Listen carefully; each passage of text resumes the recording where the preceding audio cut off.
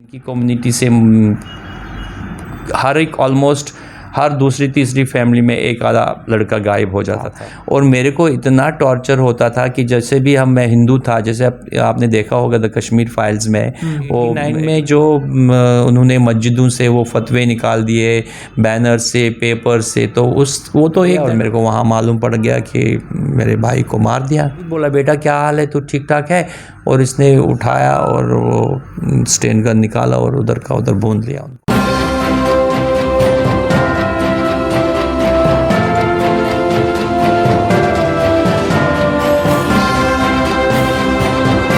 नमस्कार आप सभी लोगों को, मैं हूं वीरेंद्र मिश्रा। स्वागत है आपका मेरे चैनल VMTV पर।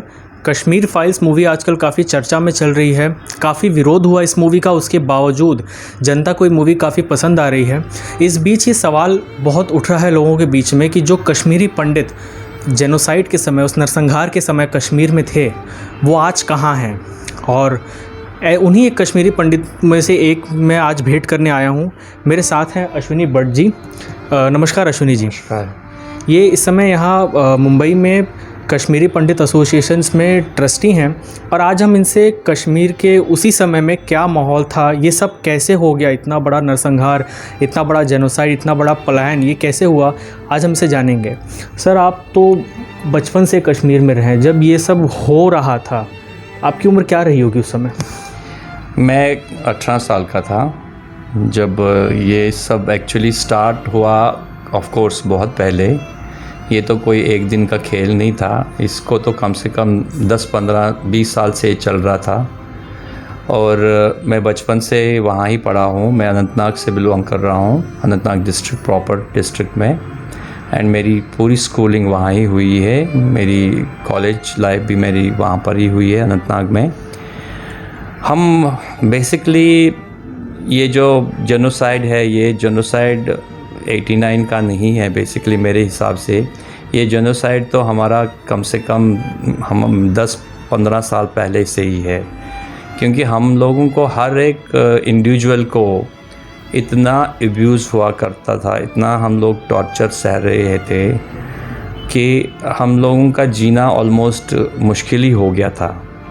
बट हम अब रह रहे थे बिकॉज़ हम एक पेक्यूलियर हैबिटेट वाले लोग हैं, कोल्ड ब्लडेड वाले लोग हैं, और हमारे पास अपने घर थे, अपना ज़मीन था, अपना जायदाद था। तो इसलिए वो प्रोबेबली हमारे पेरेंट्स ने कभी सोचा नहीं था कि पहले से हम भाग जाएंगे।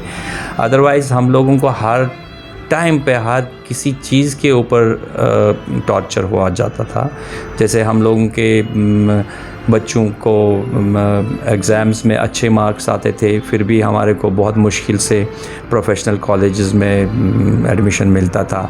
हमारे पेरेंट्स को जो इतने अच्छे ओहदे पे भी होते थे, उनको प्रमोशन ही नहीं मिलता था, कभी नहीं मिलता था। उनके मुकाबले में जो जिनको उतनी एबिलिटी नहीं थी, उनके बॉस बन जाते थे। सो ये सब जो चीज़ है, ये एक दिन का खेल नहीं है, बहुत दिन से चल रहा था वहाँ पर।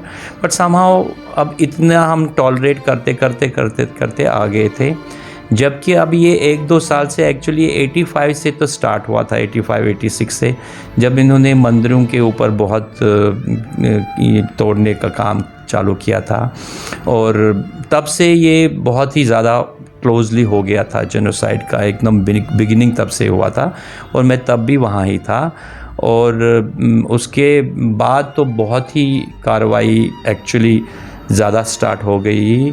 और ये हम देख रहे थे हमारे खुद के जगहों पे, हमारे खुद के मोहल्ले में हम देखते थे कि कम्युनिटी से, इनकी कम्युनिटी से हर एक ऑलमोस्ट हर दूसरी तीसरी फैमिली में एक आधा लड़का गायब हो जाता था, और हमको पता नहीं चलता था वो कहाँ जाता था। ये किस उम्र के बच्चे गायब हुआ करते थे? ये वही 15, 16, 14, 15, 16, 17, 20 साल के लोग गायब हो जाते थे। और उनकी माएँ हमारे घर में आके फिर रोती थी, हमारे माताओं के पास या हमारे दादा लोगों को बोलती थी, ऐसा हमारा बेटा गायब हो गया, वो हो गया। और बट हमको कभी समझ नहीं आ रहा था ये सब चीज़ें।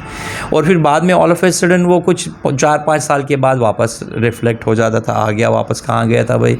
वहाँ कहीं हिंदुस्तान में कहीं तो भाग गया था, घर में ऐसा हो रहा था, घर वाले बहुत तंग कर रहे थे, ऐसा कुछ हो रहा था इसलिए भाग गया। तो ऐसा तो चलता रहा था काफ़ी। और ये अब हमको मालूम पड़ा कि वो कहाँ जाते थे, क्या करते थे। तो मेरा कहने का मतलब यही है कि ये बहुत दिनों से शायद साजिश चल रही थी और गवर्नमेंट को भी प्रॉब्ली वहाँ स्टेट गवर्नमेंट को पता ही था ये। बट अनफॉर्चुनेटली हमारा हिंदुस्तान का आईबी इतना वीक था कि उनको शायद इसकी मालूमात नहीं थी। आपने अभी कहा कि जब आप बच्चे थे वहाँ पे स्कूल जाया करते थे, छोटे बच्चों पर भी काफ़ी टॉर्चर हुआ करता था। ये किस तरह का टॉर्चर था? बच्चों के ऊपर क्या मतलब स्कूल के बच्चे किया करते थे या प्रोफेसर किया करते थे? देखिए, पहले तो सबसे पहली बात होती है, जब आप बच्चे हो तो आप दूसरे बच्चों के साथ खेलते रहते हो। आपका खेलना आपका उस टाइम पे दैट इज़ द लाइफ कि जब आप रियली लाइफ एंजॉय करते हैं। हमारा तो बचपन इतना ख़राब निकला है क्योंकि हम जब भी मैं तो एक अकेला हिंदू स्टूडेंट था up to from 4th to 10th standard. आप समझ सकते हो। आप अपने क्लास में मैं क्लास में करीब 40 लोगों के बैच में मैं अकेला हिंदू लड़का था, लड़कियां थी 4-5, बट मैं लड़का अकेला हिंदू था। और मेरे को इतना टॉर्चर होता था कि जैसे भी मैं हिंदू था, जैसे आपने देखा होगा द कश्मीर फाइल्स में, वो एक लड़का बेचारा जैसे वो बैठा रहता है तो उसको बोल देते हैं कि ये सरपंच आएगा तो उसको आप डिमांड कर दो मस्जिद के। ऐसे मेरे टॉर्चर बहुत हुए हैं। मेरा तो ऐसा हो जाता था कि ऑलमोस्ट कोई दिन ऐसा नहीं निकलता कि जब मेरे अपने दोस्त लोग ही टॉन्टिंग नहीं करते थे, मेरे को अब्यूज़ नहीं करते थे बाय वन और द अदर मीन्स। जैसे ए बट्टा तू क्या कर रहा है, ये है वो है, मतलब मेरे जैसे एबिलिटी के ऊपर भी हम काफ़ी असर हो जाता था उसकी वजह से। और प्रोफेसर तो पार्शलिटी टीचर्स तो कर ही लेते थे। चलो उस टाइम पे हम ये नहीं बोल सकते थे कि टीचर्स इतनी पार्शलिटी करते थे क्योंकि हम लोग हमेशा एबल होते थे, हम लोग पढ़ाई लिखाई में ठीक ही रहते थे। तो मगर हमारे अपने बच्चों में बहुत टॉर्चर होता था, मतलब खेलने कूदने में, छोटी छोटी चीज़ों में। जैसे मैं घर में पूजा करके निकलता था, कोई बड़ा दिन होता था तो पूजा होती थी, टीका होता था, तो जैसे मैं घर से निकलता था तो मैं पहले टीका मिटाता था और तब स्कूल जाता था। क्योंकि नहीं तो बच्चों के डर से, आप बच्चों के डर से, उनके टॉन्टिंग्स के डर से, उनके अब्यूज़ के डर से। तो ये हालत थी। ये तो मेरी बचपन से ही मैं बता रहा हूँ, ये कहीं करीब मैं 9 साल 10 साल का बच्चा होगा जब मैंने होश संभाला होगा, तब से ये चल रहा है। तो सर ये जो आप थोड़ा आगे के समय में आते हैं, 1990 के दौर में आते हैं, जब ये कहा जाता है ये जेनोसाइड हुआ, क्या इसकी कोई भनक लगी थी आप लोग को कि ऐसा कुछ होने वाला है यहाँ पर? आप जैसे कह रहे हैं कि आपने बचपन से टॉन्टिंग झेली है, काफ़ी अब्यूज़ भी झेले हैं, टीचर्स ने काफ़ी पार्शलिटी की है और बच्चे गायब हो जाते थे और आते थे ऑल ऑफ अ सडन। तो क्या आप लोग को ये सब जेनोसाइड होने का, ये नरसंहार होने का, पलायन का कोई भनक थी आप लोगों को कि ये सब होगा? देखिए, फिज़िकली तो ये सब कुछ हो रहा था, मैंने जैसे आपको बता दिया, और वो तो हम महसूस कर ही रहे थे। बट हमको एक चीज़ प्रॉब्ली एक फॉल्स होप थी अंदर में कि कभी ऐसा होगा नहीं ज़िंदगी में कि जहाँ हम लोगों को ऐसा जेनोसाइड हो जाएगा और हमको बाहर निकलना पड़ेगा। क्योंकि हमको लग रहा था कि हमारे साथ इतना बड़ा देश है, हिंदुस्तान है हमारे साथ, वो कभी भी हमारे ऊपर इतना अत्याचार करने का कोई मौका नहीं देंगे। और हमको लग रहा था कि अगर हमारे साथ डायरेक्टली छेड़छाड़ होगी, फिज़िकली, मेंटली तो ये लोग कर रहे थे, जैसे मैं आपको बताया बहुत सालों से चल रहा था, बट फिज़िकली अगर हमारे साथ ये कुछ करेंगे तो गवर्नमेंट ऑफ इंडिया और इंडियन आर्मी तो आके हमको बचाएगी। ये हमारी फॉल्स होप्स थी।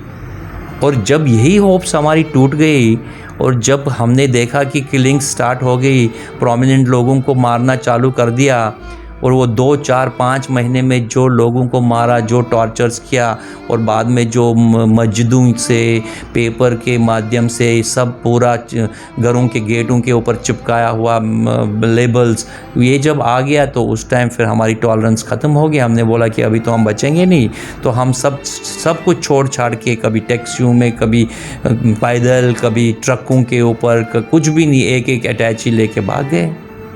और उस टाइम हमको लगा कि अभी हमारे पास कोई होप नहीं है, गवर्नमेंट ऑफ इंडिया कुछ नहीं करने वाला है, स्टेट गवर्नमेंट के ऊपर तो हमारे को कभी होप थी ही नहीं, और इंडियन आर्मी भी कुछ नहीं करने वाला है, तो हम भाग गए। इंडियन आर्मी जो उस समय वहाँ पर, देखिए जम्मू एक ऐसा इलाका है, कश्मीर एक ऐसा इलाका है जहाँ पे सेना की तैनाती हमेशा से रही है। तो सेना को पता था ये सब होने वाला है, उसके बावजूद सेना से आप लोग को कोई मदद मिली ही नहीं? एब्सोल्युटली कोई मदद नहीं। सेना को तो निकाला ही नहीं ये काम करने के लिए, रोकने के लिए। सरकार ने रोका, ऐसा कहना है आपको? वो हमको पता नहीं है, बट सेना को कोई ऑर्डर्स नहीं थे कि ये आप देख लो, क्योंकि सेना तो कभी बीच में आई नहीं तब। उसके बाद में क्या किया नहीं किया, बट हमारे टाइम पे तो लोकल पुलिस ही थे, वो तो मिले हुए थे, वो तो कहीं था ही नहीं। ये अब धमकियां मिलनी शुरू हुई, हाँ जी। आपने लोकल पुलिस से संपर्क किया था आप लोगों ने? पुलिस नाम की कोई चीज़ ही नहीं थी ना, आप कहाँ जाते थे, क्योंकि वो तो सब मिले हुए थे उनके साथ ही। आपकी को तो कंप्लेंट सुनी भी नहीं जाती थी, आपका कोई था ही नहीं। मशीनरी तो एकदम पूरी ख़त्म हो चुकी थी। पुलिस के ऊपर तो हमारा J&K पुलिस के ऊपर हमारी कोई होप थी नहीं, बट हमको लग रहा था कि हम लोग अगर हमारे ऊपर कोई भी फिज़िकल टच हो जाएगा, हमारे को मार देंगे, तो ऐसा हो ही नहीं सकता कि गवर्नमेंट ऑफ इंडिया तुरंत स्टेप नहीं उठाए या आर्मी को निकालेगी या कुछ भी करके हमको सेफगार्ड करेगी। ऐसा कुछ हुआ ही नहीं। इसीलिए तो एकदम पूरी तरह से जेनोसाइड हो गया, और all of a sudden with in 8 to 10 days सारे लोग जितने भी थे, 3 लाख 4 लाख लोग, वो सब निकल पड़े। तो एक सीन मूवी में आता है जिसमें रलीव गलीव चलीव ये नारे लगते हैं, और फिर कहा जाता है कि कश्मीरी भाषा में, हम तो सबटाइटल पढ़े थे, कि जो भट्ट हैं, जो भट्ट लोग हैं वहाँ के पंडित हैं, वो निकल जाएं, अपनी औरतों को छोड़ जाएं। हमने देखा फिल्म में कि कई लोग अपनी औरतों को लेकर निकले थे। क्या कुछ ऐसे भी लोग थे जो बिना अपने औरतों के ही निकलने पर मजबूर हो गए या निकल ही गए? नहीं, ऐसा तो कोई हुआ नहीं, बट ये जो अफवाहें और ये सब उनके स्लोगन्स थे बाय वे ऑफ इवन मस्जिदों से ये कर, ये तो सही है। वो तो पहले से बोलता था रेल्यू मल्यू मिल्यू न गेल्यू। उसका मतलब यही हुआ, या तो आप हमारे साथ मिल लो या कन्वर्ट हो जाओ, जो पहले से हो रहा है इतने सालों से, 200 साल 300 400 सालों से हो रहा है, या तो आप लोग भाग जाओ यहाँ से, ओके, और या तो आप मरो मीन्स वो लोग मारेंगे आपको। ये तीन चीज़ तो पहले से आ रही थी, बहुत दिनों से आ रही थी। और ये भी था कि आप अपने हमको क्या चाहे, आज़ादी, और वो भी बट्टों को छोड़ के और बटनियों को लेके, मतलब आप जाओ यहाँ से और अपनी औरतों को यहाँ रखो हमारे लिए। तो ये कौन बर्दाश्त करता था? ये तो सबसे बड़ा डर तो यही था, अपमान की बात थी actually. As a matter of fact हमारी लड़कियों को तो हमने वैसे ही पहले ही भगा दिया था कहीं बाहर, जम्मू में या कहीं दूसरी जगहों पे जहाँ रिलेटिव्स रहते थे। बट औरतें जो थी, वो औरतें और मर्द तो थे साथ साथ। और जब ये अफवाह, ये सब कुछ उन्होंने डालना चालू कर दिया, उसके बाद तो तभी दैट वाज द रीज़न कि हम लोग सब भाग गए वहाँ से। अपनी औरतों को, अपनी जो भी था, माएँ बहुएँ सब लेके भाग गए, कोई रहा ही नहीं उसमें एक्सेप्ट फ्यू। वो तो मजबूरी क्या थी उनकी, वो तो बहुत कम लोग थे, बाकी तो सब निकले। मेन जेनोसाइड जो है वो तो तभी हुआ था, दिसंबर जनवरी 89 में ही। बाकी तो कुछ लोग कहीं कहीं रहे जो उनको बाद में मार दिया, जैसे वो जो आप पिक्चर में दिखा रहे हैं वो मैसेकर हुआ था नंदीग्राम का, तो वो तो बाद की बात है, वो तो बाद में हुआ था। तो वैसे तो बहुत कुछ एपिसोड्स हुए, बट जैसे हमारा ये 89 में जो उन्होंने मस्जिदों से वो फतवे निकाल दिए, बैनर से, पेपर से, तो वो तो एक दैट वाज द जेनोसाइड। वो तो that was the turning point for us to move out of the valley. जब ये आप लोग वहाँ से निकले जेनोसाइड के समय, परिवार की स्थिति क्या थी? परिवार में कौन कौन थे आपके, और कैसे कैसे निकले आप लोग वहाँ से? किन दिक्कतों का सामना करना पड़ा निकलने में? मैं बेसिकली मेरे फादर स्टेट गवर्नमेंट में थे, डिस्ट्रिक्ट ऑफिसर थे वो, और उनको भी थोड़ा सा हिट लिस्ट कहीं से मिला था कि आपको भी मार देंगे। तो वो और मैं मेरी बुआ जम्मू में रहती थी, हम लोग कुछ दिनों के लिए गए थे वहाँ। और ये अक्टूबर नवंबर की बात है, और हमारे घर में बाहर हमारी माताजी थी और हमारी दादी थी, और हमारे अंकल रहते थे, उनकी मेरी आंटी थी, 2 अंकल थे, 2 आंटियाँ थी, और मेरा एक कज़न ब्रदर भी था। और मैं और डैडी चले गए थे जम्मू, बट जम्मू में हम उस डर के मारे वो निकल ही नहीं पा रहे थे वापस आने के लिए। फिर उन्होंने क्या किया, उन्होंने एक दिन कैसे थे तो मैनेज करके वो रात को पहुँचे वहाँ पर, और रात को ही उनके कोई टैक्सी ड्राइवर जान पहचान के थे, उनको उनके घर में गए उनको रिक्वेस्ट किया कि मेरे को आप कल सुबह 4 बजे रात को आओगे क्या, वो भी आप थोड़ा दूर रहो, हमारा यहाँ पर मेन गेट एक था और पीछे से एक रास्ता था जो थोड़ा सा आइसोलेटेड एरिया में पड़ता था। तो उन्होंने उनसे बात कर दी, ये जान पहचान के ड्राइवर थे, एक्चुअली उनके ऑफिस के ड्राइवर थे, बट उसके पास प्राइवेट टैक्सी थी। उनके पास गए, वो रात को ही आते, जब जैसे वो आए और उनको बोला कि मैं कल सुबह 4 बजे मेरे को तुम छोड़ दो, मैं जो भी पैसा बोलोगे मैं दे दूंगा, हम रेडी रहेंगे। और हम वहाँ आइसोलेटेड एरिया में, करीब वो मेरे ख्याल से 300-400 मीटर दूर था हमारे घर से, और जबकि हमारे घर में अंदर गाड़ी आ सकती है पूरे गेट के सामने। तो उन्होंने बोला वहाँ मत आ जाओ, आप पीछे से आ जाओ, मैं वहाँ पर मेरी बीबी और मेरी माता जी, उनकी बहुत बूढ़ी थी, उनको कैसे तैसे लेके उन्होंने निकलवा दिया। और सुबह 4 बजे वो पहुँचे वहाँ पर, ये आया था बंदा वहाँ पर, और उन्होंने अपनी मेरी मम्मी, मेरी दादी और खुद आके कुछ 1 या 2 अटैची लेके जम्मू आ गए। कुछ 4-5 बजे जम्मू पहुँच गए वो, सब छोड़ छाड़ के ऐसे। उसके बाद कभी नहीं गए वापस। जब से आपने कश्मीर छोड़ा उसके बाद से आप कभी अपने घर देखने कभी, हमारे डैडी, मम्मी, हमारी दादी तो गुजर गई बाद में जम्मू में 92-93 में, और मम्मी डैडी तो कभी नहीं गए। मैं गया था बीच में एक आधी बारी ऐसे ही, बट मम्मी अपने पैतृक आवास पर आप गए थे? मैं ऐसे ही गया था, अभी जैसे थोड़ा हालत ठीक हो गई थी तो मैं ऐसे गया था। आई थिंक 2002 में गया था मैं, बट मेरे डैडी कभी नहीं गए, वो तो जाना भी नहीं चाहते थे। जब आप गए वहाँ पर तो क्या हालात था घर का? कुछ भी नहीं, वो तो सब हमारा घर जो है जैसे हम निकल गए, नहीं वो तो जला दिया था हमारा घर, जला दिया वो 1 साल में 6 महीने में जैसे सब निकल गए हम लोग। हमारे अंकल वगैरह भी 1 महीने के बाद आ गए, फिर जैसे हमारे डैडी और मम्मी और दादी निकल गए, उसके बाद हमारे अंकल, 2 अंकल थे, वो भी आ गए।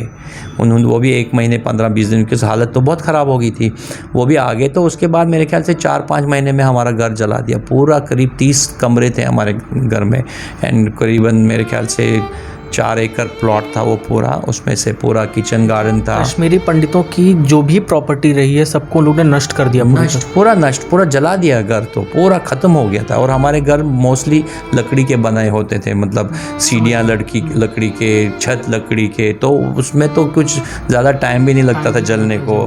हाँ, एक माचिस डाल दी या जो दी तो ख़त्म ही हो जाता था। तो वो तो हमारा जला के, और फिर इतने सालों के बाद हम गए तो वो तो खंडर बन गई थी एक्चुअली, एकदम खंडर बन गई थी। वहाँ तो कुछ समझ पहचान लिया यही मेरा घर। हाँ, घर तो मतलब वो तो सड़क वड़क तो सेम ही थी, तो वो तो वहाँ पहुँचे तो वो सब खंडर। 30 कमरों का आपका घर था, तो काफ़ी बड़ी फैमिली उसमें रहा करती थी। हाँ, हम लोग, मैं बताया ना, 3 अंकल थे हमारे, मतलब 2 अंकल और डैडी, तो हम करीबन टोटल मिला के करीबन 15-17 लोग रहते थे हमेशा, और कोई ना कोई तो आता ही रहता था, हमारे रिलेटिव्स।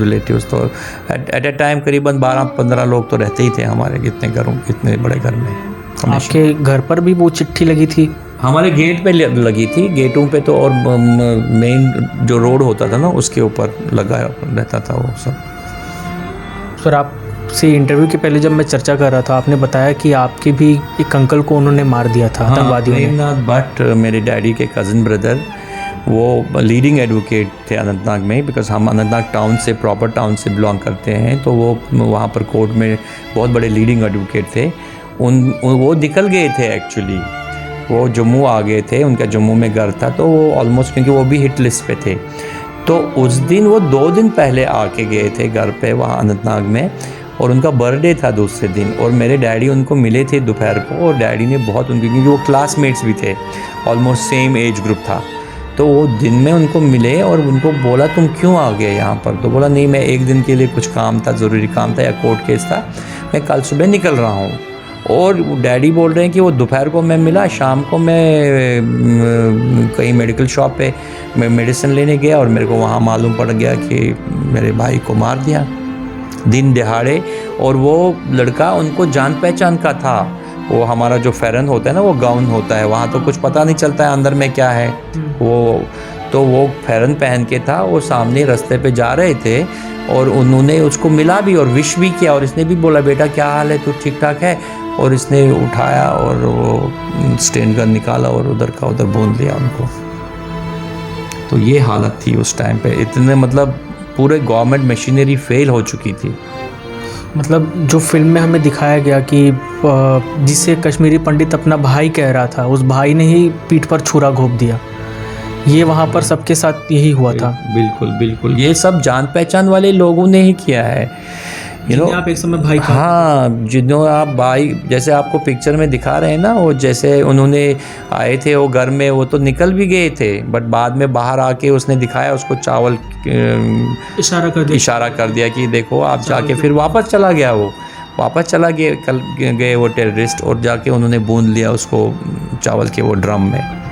तो ये तो ऑब्वियसली तो चल ही रहा था, उनके सपोर्ट के बगैर वो टेररिस्ट भले वो पाकिस्तान से आए थे या कहाँ से आए थे, अफ़गानिस्तान से आए, उनके बगैर कैसे? अगर लोकल लोग बोलते थे कि नहीं, उनको सहारा नहीं देते थे, उनको सपोर्ट नहीं देते थे, तो वो इतना थोड़ी सक्सेसफुल हो जाते थे।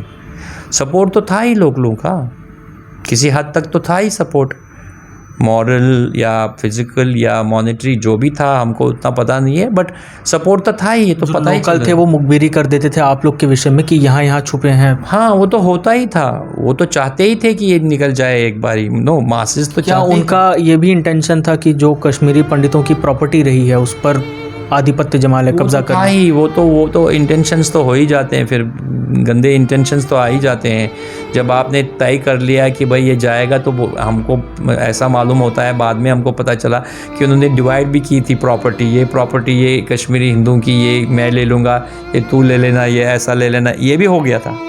ये निकल जाएंगे, ये सब प्लान था। और ये मैं बता रहा हूँ ना, बार बार यही बता रहा हूँ, ये 1-2 दिन का खेल नहीं है, ये तो सालों से चल रहा था। ये जेनोसाइड जो किया है इन्होंने, ये तो बहुत पहले से ही इट वाज प्लान्ड, तभी जाके ये इतना सक्सेसफुल हुआ। नहीं तो इतने एपिसोड्स हुए हैं, इतने 7-6 एक्सोडस हुए हैं उसके पहले, बट सर्वाइवल हम हमेशा रहते ही थे वहाँ पर। कुछ तबका ज़्यादा था, कुछ नंबर्स जाते थे और बाकी तो रह ही जाते थे पीछे। बट इस टाइम इतना हो गया था, टॉर्चरस हो गया था, अनटॉलरेबल हो गया था कि फिर कोई रहा ही नहीं। इतना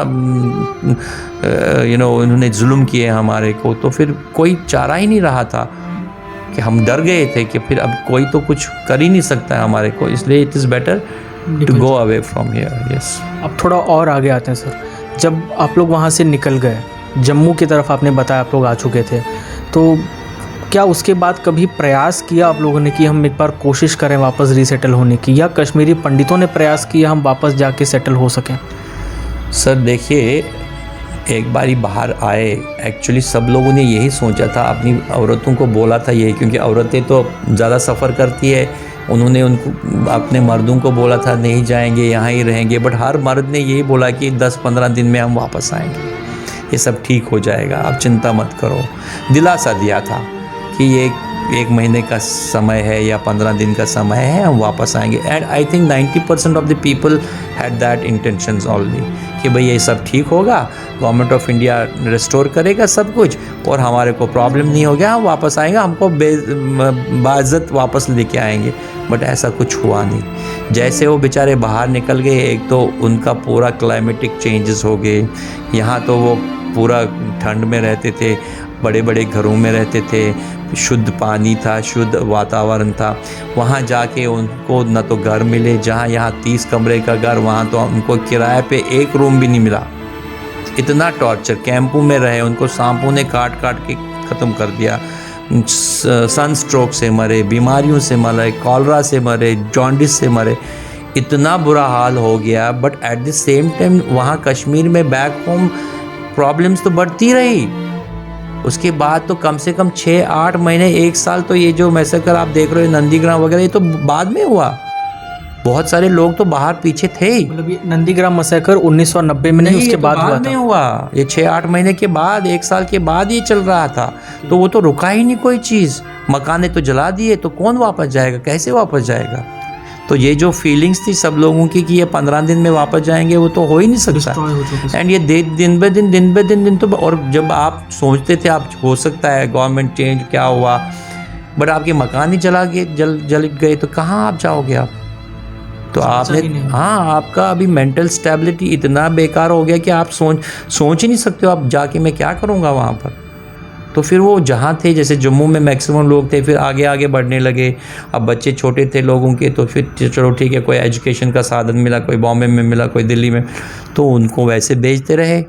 खुद तो टॉर्चर में बेचारे स्ट्रगल करते रहे, कर कैसे तैसे करके मैनेज किया, और आज 33 साल हम वी आर माइग्रेंट्स और whatever you call displaced Indians in our own country. ये हाल है।